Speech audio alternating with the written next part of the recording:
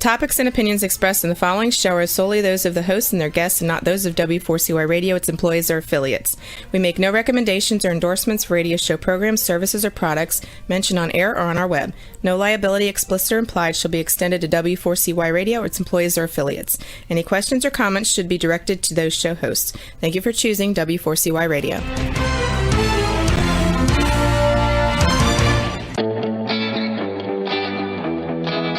Are you ready to take a journey? Let's connect with the healers of the world. It's that time. It's time for the Language of Healing on W4CY Radio and Talk4 TV. Now here's your host, Emotional Wisdom Training Specialist, Nicole Fortin.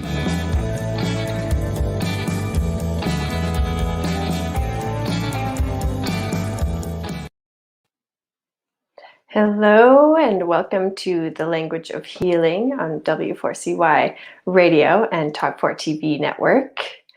And the language of healing, where we become more fluent in the language of our bodies, in becoming our own advocate and our own guide for our bodies, and how that opens up the door for more healing and just living like a more life in alignment, all about alignment. How aligned is your spine, your antenna, shall we say, even that direct channel that gives you the guidance and the reassurance and the security that we all inherently have. Today we have a very exciting show. Again, I'm always excited about the language of healing and all of the topics that we discuss here because they're so closely related to my passions, like what I'm doing and what I study and learn and explore and investigate. It's all for the cause of how can we be more connected to ourselves and be our own captain of the ship, right? Like there's so much external influences, so many out there, and it's hard to tell what's really right for us and what works for us and what we, that aligns with our values and our morals and our ethics. And that's what I want to talk a little bit more about today, is that root-based foundation of what we're living from, where we're living from every day. And one practice that I've really connected with is yoga. And now yoga has many, many meanings, but I was trained in Hatha yoga, in traditional, philosophy of yoga. And I studied in an ashram in India, in Maharashtra, Nasik, India. And that experience was really enlightening because you become closer to the source, right? Like the closer to where it originates, what it's for, what the benefits of it is, what are we doing it for? What are we doing yoga for? That's something I was really curious about. How can yoga benefit my body, my mind, my heart, my spirit? And so it's been almost 13 years now, I went to India and stayed in an ashram, which for those of you who don't know is communal living, really. It's kind of like a monastery or some organized living arrangement where you have your sleeping quarters, your eating quarters, your study section, and all throughout we're helping maintain the property.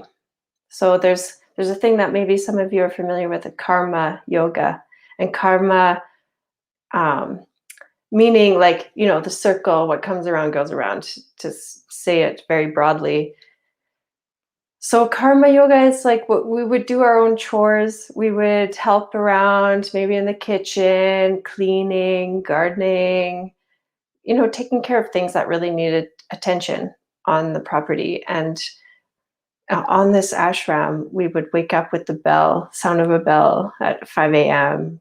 and go into you have some time to wake up and prepare yourself. And then you go into the meditation hall where you would wake up with some chanting or some voice, like awakening the voice, awakening the breath, prana, chi, life force, what oxygen, blood, the things that move through us, waking it up and getting it flowing right. And I mean, really, life is just day by day. We're living day by day. How do we feel in this moment? What is going on around us? What do we want? What are the steps we're taking to get there? And how does it benefit ourselves? How does it benefit those around us? Who is there to support us? How can we support ourselves?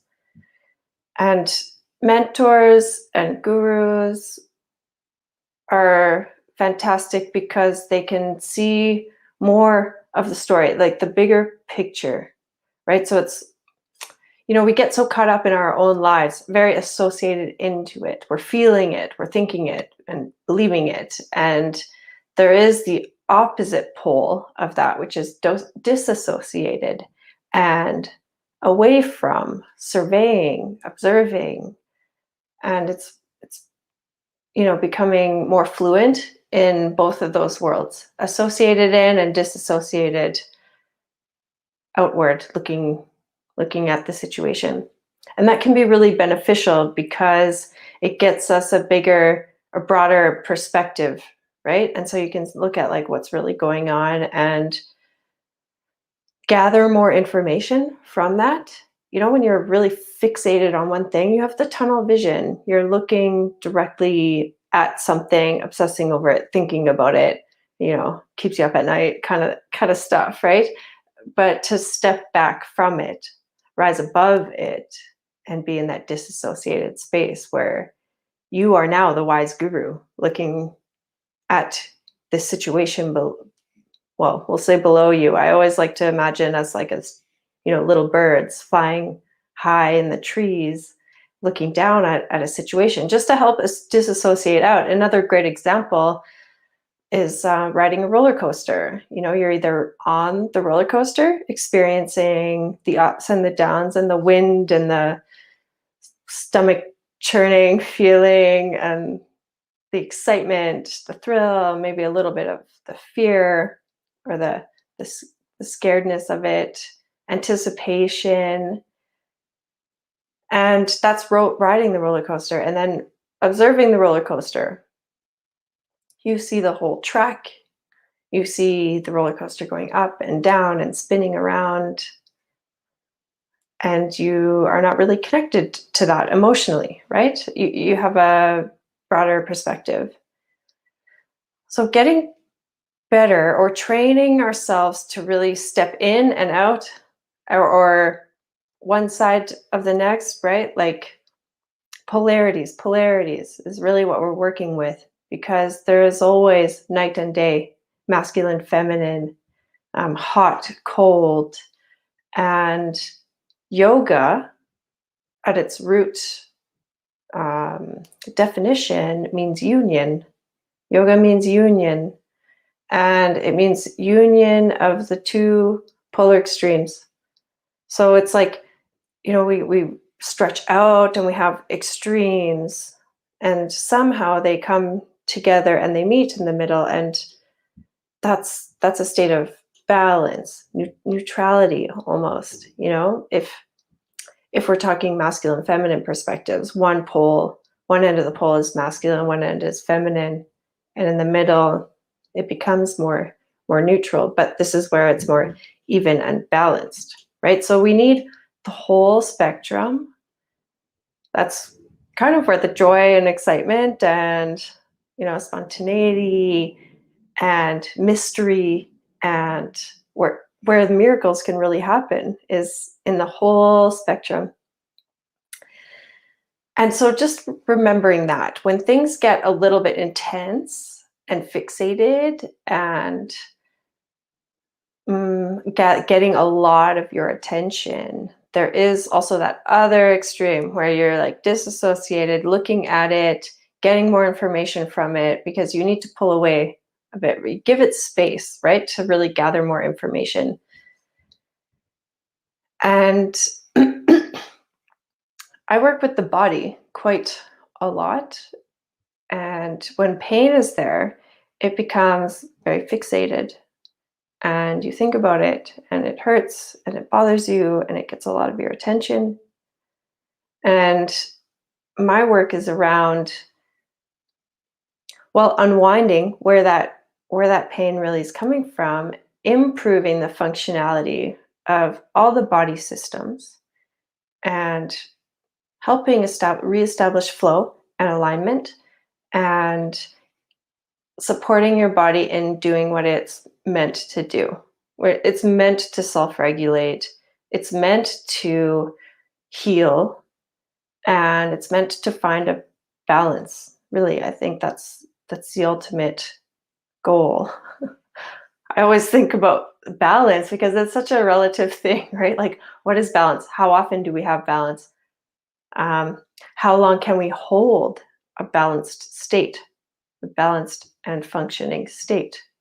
When I studied traditional Chinese medicine, and one of the main one of the main principles comes down to yin and yang, night, day, masculine, feminine, hot, cold, these polar opposites. So when and I ask the question, like, what, is balance ever a state? We're always seeking to balance out one or the other to maintain a homeostasis, right? And that's homeostasis. It's the average of the ups and downs. So, just knowing that we are a broad spectrum of everything. So the awareness of that is, step one in becoming balanced, is realizing that we have all of the extremes, and we can choose and work with the different stages, the varying stages of that. And yoga. So actually in the Sanskrit name, the A is silent, so it's yoga. It's kind of like a silent after a subtlety at the end of the word. So yoga. So it's, even thinking about yoga. So you're there. Many of us think, maybe in the Western world, that yoga means movement. It's the postures, but that's actually just one branch of yoga. Yoga has 8 branches, 8 limbs. So they say an asana, or movement posture, is really just one of those 8 branches. So there's a vast knowledge base here to pull from and learn from and use in our lives. And I really feel passionate about talking about it because I went to India to study yoga, not to teach it, but to really balance myself. And, I really enjoyed the movement and the flexibility that it was giving my body. I started out at my local gym. There was a class offered there by this wonderful woman, Sally. I really connected with her, and I learned, she was weird and wonderful in all the right ways, right? Kind of like showing me a different perspective of how to move our body, how to work with our spirit, how to, elongate and be okay in uncomfortable positions. Because one thing I really found about yoga, or asana, the postures, was that the positions that my body resisted the most were the ones I needed the most, where there was most tension, right? So how to breathe and maintain a relaxed and easy accepting state in those uncomfortable positions. So that was what was fun for me about starting yoga. And yoga, yes, I would say that it put me in the best physical condition. I would play sports and I would work out at the gym, but it wasn't really till I started stretching and aligning my body and really pushing my body a little bit to the limit where, okay, my muscles now have to grow and stretch and reach. Like I could not touch my toes. I don't know if anyone can relate to that, but bend down. I remember I had this assessment at the gym, and he was testing my flexibility and said, okay, bend, like touch your toes. And I couldn't. I was probably like 3-4 inches from touching it. And I was 18 at the time. So very young, body should be very flexible and nimble. And I came from a very active background where I wasn't not using my body, not moving it. I just wasn't reaching, and really engaging those receptors. Our muscles are actually meant to stretch and meant to elongate, and they function better when we stimulate those polarities, right? Like, stretching out the ends and having them be more flexible and connected.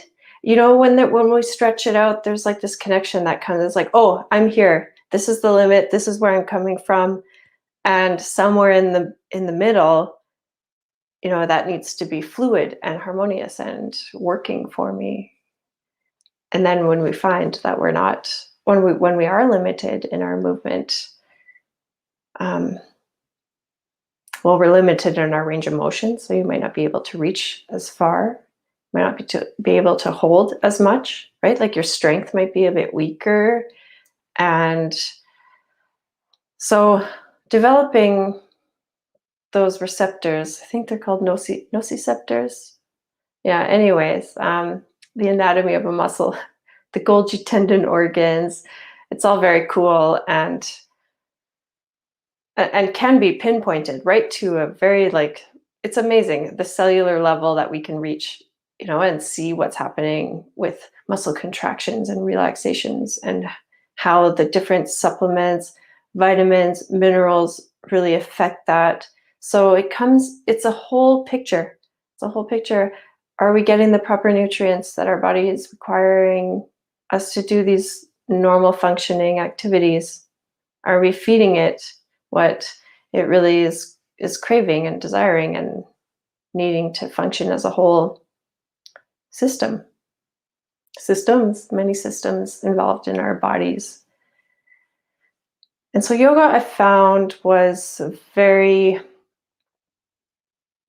beneficial practice to have in my life. And it's something that I really enjoy passing on to. And there are some things with yoga that maybe, oh, I'm not flexible, I can't do that. It's okay. There's really no judgment in yoga. It's meeting you where you're at and working with your body. That's it. There's no competition. There's no comparison here. It's just working inside. So I really find that it's a great time to be connected into your body. And this is the most wise guide, really, like ourselves, right? And, when we but like when we need a mentor, I'm a firm believer that we need someone who's been there, done it, can see where we're at, has that outside perspective, looking in, and helps guide us to the next steps. But I mean, there's that internal guidance that got you to that teacher in the first place, right? So that's really number one, connecting more into the self. And so that's something that I've been really passionate about, that's probably guided me all around the world and through my studies, is learning more. How can we be more connected and really work with what we have? Because I mean, our bodies are amazing, our spirits are amazing, our heart, our mind, our bodies, where our abilities, our capabilities, we have so much of it, and over time it can become limited, in our like range of motion, but also maybe our mental capacities. And I would love for myself and everyone included to really harness maximum potential that we can while we're here, because we're here and we're doing it. And why not be the best that we can be? I know things get challenging and difficult, and that's where we get stuck, maybe spin. And that's just one side of it, one side of it. So let's explore the other side. And Yoga Nidra, specifically, I'm talking about today, translates to yogic sleep. So it's a state. It's not sleep, though. It's, if we analyze the different brain waves, alpha, beta, delta, theta, alpha would be the most active. Like, I'm engaging, I'm alert, I'm, more in the front of my brain. And then, with the beta, the delta, theta waves, they get a bit deeper. And then when we're really like restful sleeping, we're deep in those brain waves, and we have those REM cycles, the sleep cycles, we're dreaming here. There's all sorts of subconscious, unconscious realm stuff happening in sleep. It's quite amazing, right? Almost like, I don't know if you can relate, but like transporting, it's almost like sometimes you're in another world, right? You're taken to another world. This is another aspect of your life when you're awake and you're engaging with people. You're consciously doing that, right? And then there are the other subconscious, unconscious realms at play, but not as front and center as in our dream state. So dreams are very, very fascinating. Sleep is something of keen interest to me, because this is where, I don't know, just the other extreme, right? So then how do we balance the wakefulness with the sleepfulness, the benefits of both in one? And Yoga Nidra is designed to implement some of those deeper desires, or implement the wakefulness with the sleepfulness.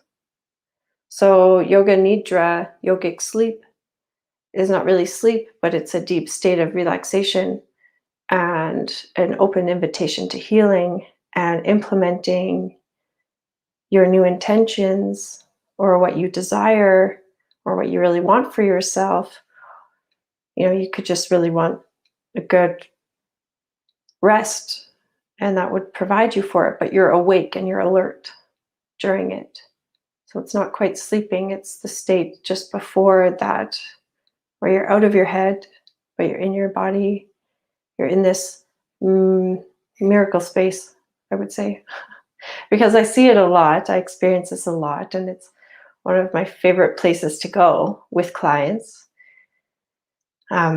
So I have been trained in yoga, obviously Hatha yoga, massage therapy, traditional Chinese medicine, acupuncture, emotional wisdom training, which is based on neurolinguistic programming practices, rewiring our language and our brains around our beliefs and our feelings and thoughts. And when I find amongst all of those modalities that I practice, when someone is in a really deep, relaxed state, they're more receptive, and the truth is more accessible. So say, I'm maybe you've experienced it. If you love, massage, or getting a pedicure, or manicure, when you're just like sitting there and you can just like kind of, enjoy it, and your mind goes a little blank, and you're just in this state, when your muscles twitch, when you're like just about sleeping, that's where it is. You're still awake and you're still conscious, but you're kind of in this other realm. So you're really floating between the two, and this is a really cool space to work in. And Yoga Nidra is that. And the practice of Yoga Nidra is about getting there and holding it, being alert and awake and aware, and you're coming into the practice of Yoga Nidra with a Sankalpa or an intention, a resolve, something that you are wanting to become a reality or is a reality and that you're enjoying and embracing. And it requires consistency, determination. And so the more you practice this state of being, the more easily what you want becomes a reality. And so in my practice, I love doing this, cultivating this state for someone, because, at the beginning of the session, we could say, okay, what do you want?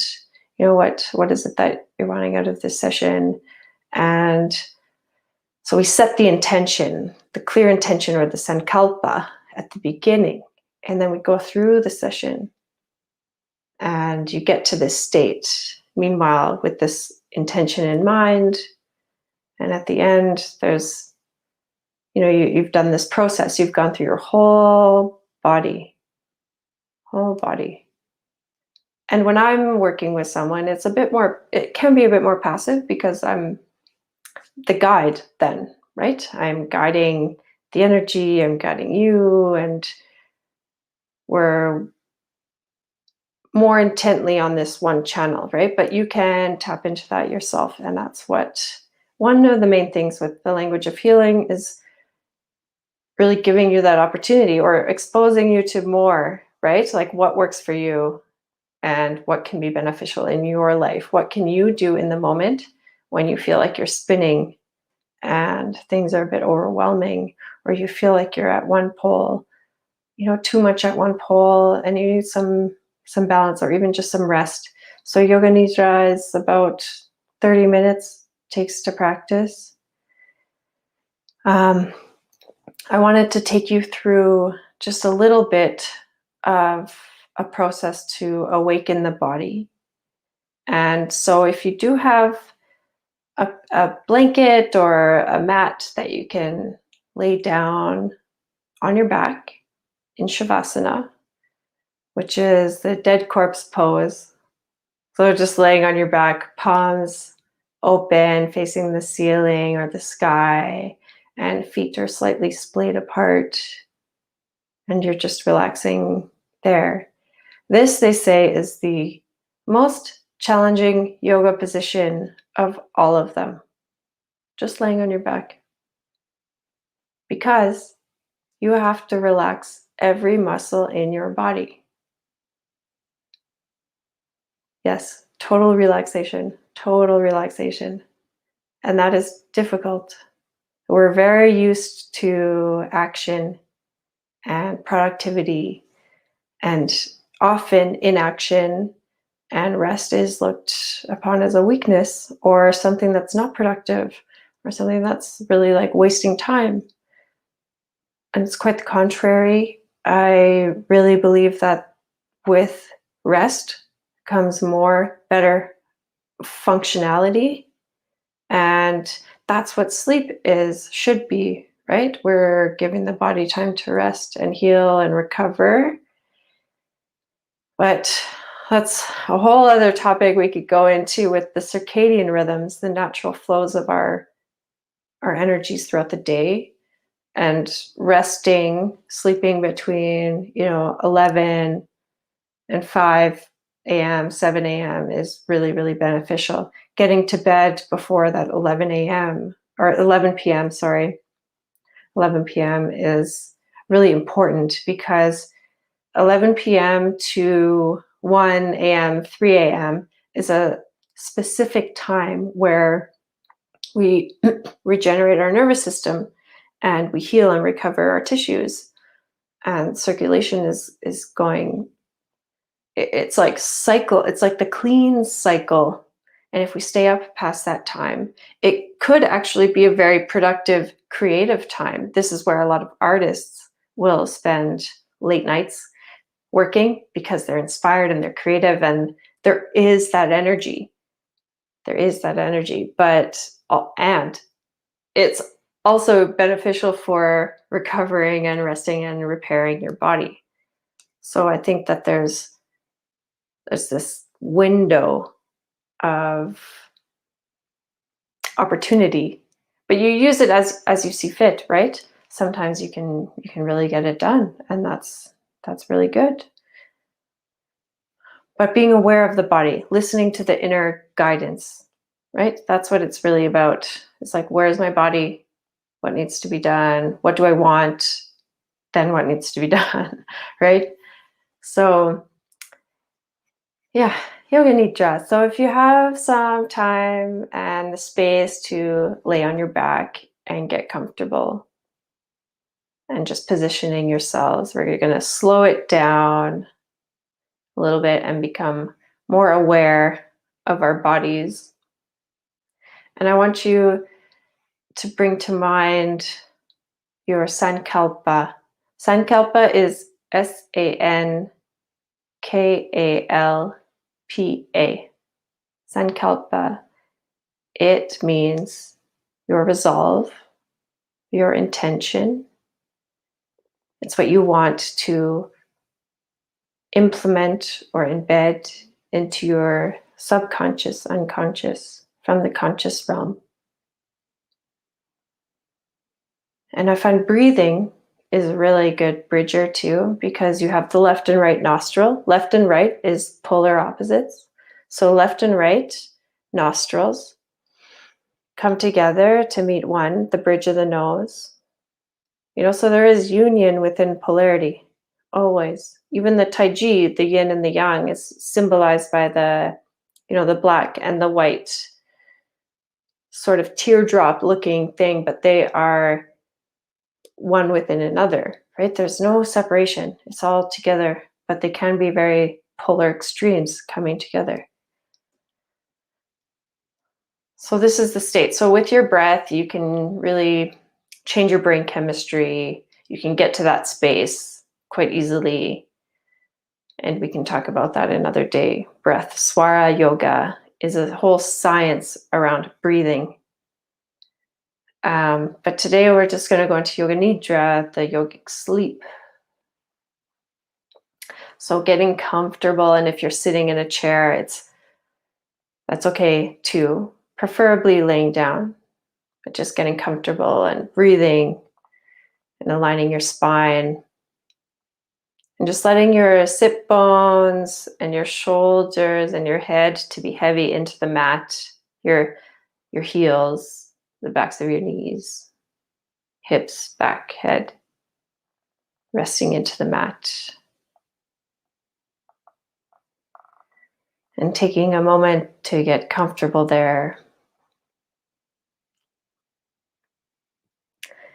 I'm going to chime some chimes, and we'll begin the process of Yoga Nidra.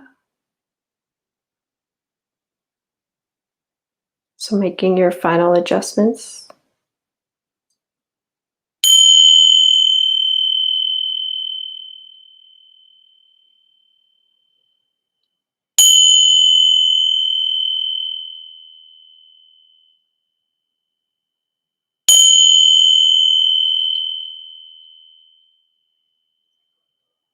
Bringing your awareness to the right hand thumb, right index finger, middle finger, ring finger, and pinky fingers. All fingers together. Bringing attention and awareness to the palm of your hand, palm of your right hand, and the right wrist. Relaxing the right forearm, elbow, upper arm. Relaxing the whole right arm. Relaxing the right shoulder. Right collarbone, right side of chest, right rib cage, right side torso, right side hip, relaxing whole right side torso.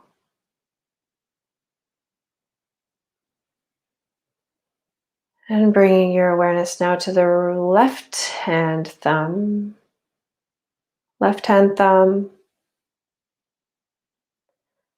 left index finger, middle finger, ring finger, and pinky finger.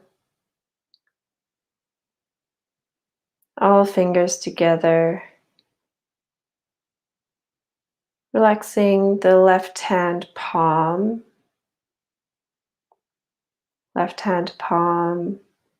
and left hand wrist. Relax. Relaxing the left hand forearm, elbow, and upper arm.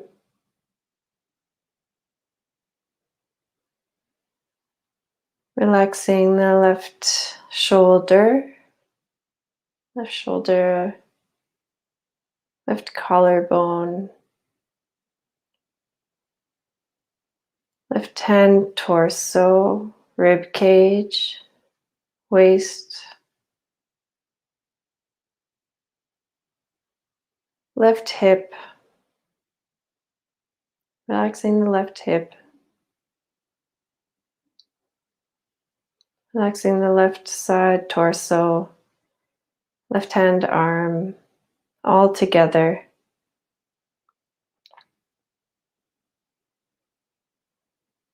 During the practice of Yoga Nidra, you are to remain alert and aware and awake, and bringing your attention through your whole body.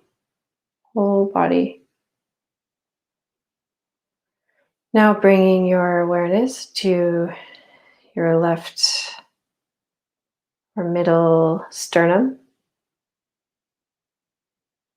which is your upper chest. Relax. Relaxing the middle belly, relax. Relaxing the pelvis, whole pelvis, relax.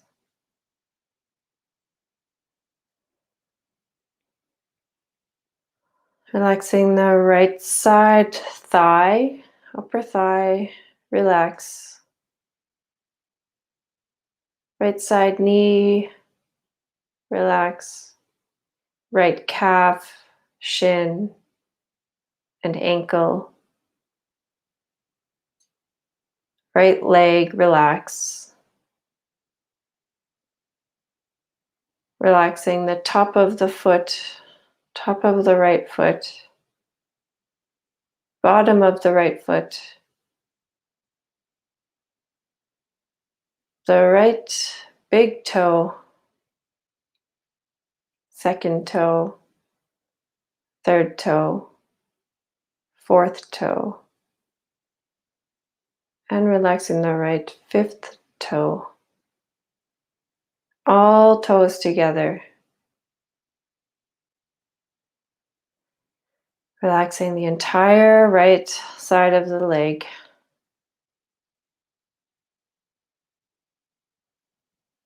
And bringing your awareness now to the left thigh. Relax. Left knee, relax. Relaxing the left calf, shin, ankle, whole left leg, relax.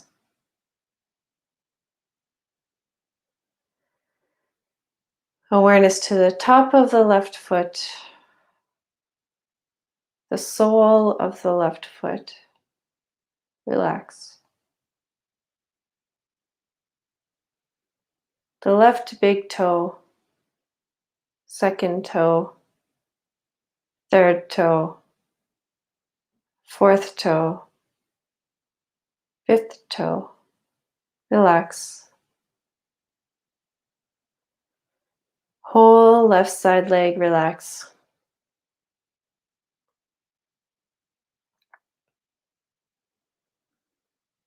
And relaxing all toes together. All toes together. Relaxing both feet together. Relaxing both legs together. Relaxing your entire pelvis. Entire pelvis. Deep and relaxed. Abdomen. Relaxing the abdomen. Relaxing rib cage.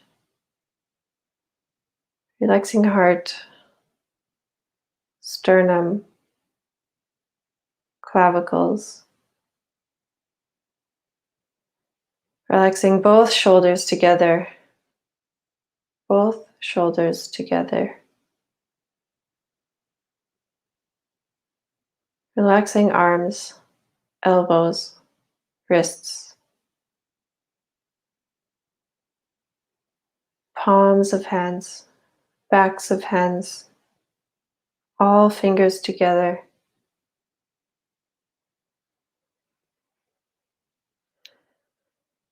Relaxing, and now bringing awareness to the back of the neck.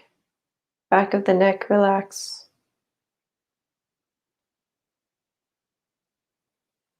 Back of skull, relax. Skull is heavy on the mat.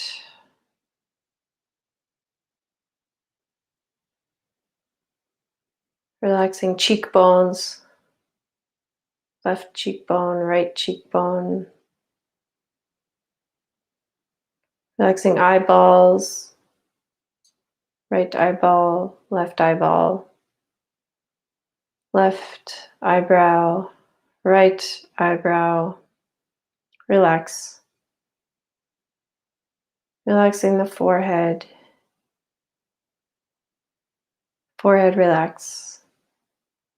Top of head relax. Relaxing eyeballs. Relaxing the nose. The tongue. The jaw. Whole face relax.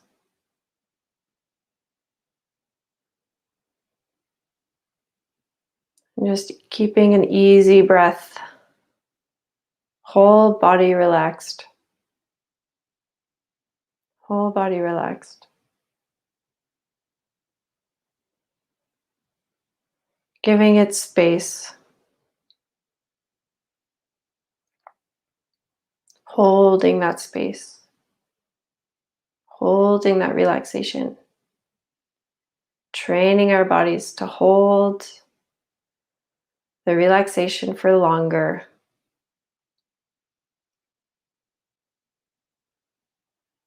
And awareness, holding that awareness for longer. Awareness of our body, awareness of our breath, awareness of our surroundings, our capabilities, our abilities. Whole body relax.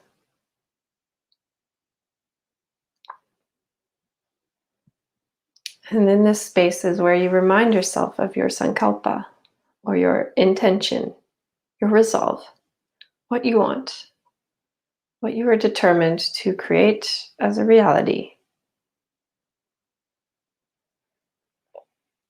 Freeing the body from attachments and tension creates the space for what we want to come in.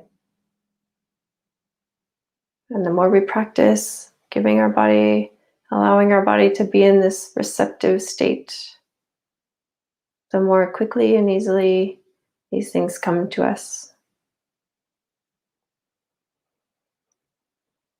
And taking a couple of final breaths here. We'll begin to bring our awareness back into the present.